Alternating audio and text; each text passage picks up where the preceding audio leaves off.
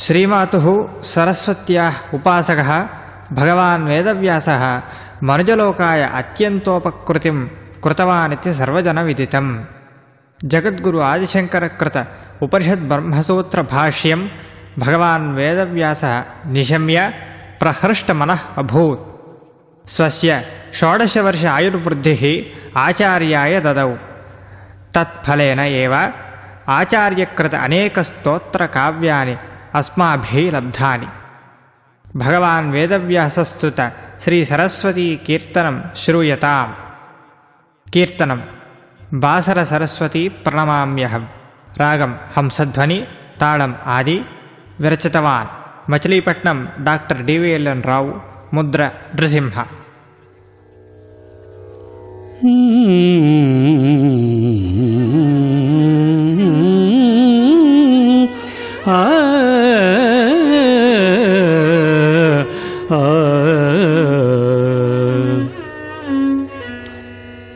बासर सरस्वती,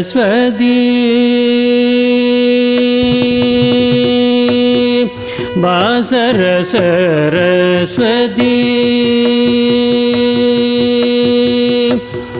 बासर सरस्वती प्रणमाम्यहम्।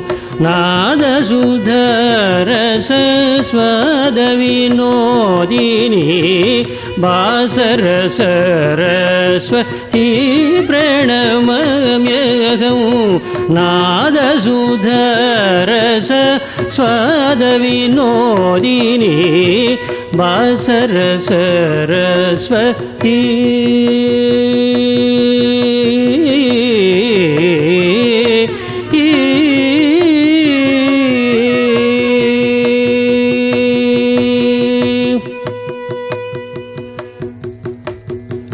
बासुरमणि द्वीपनिवासिनी,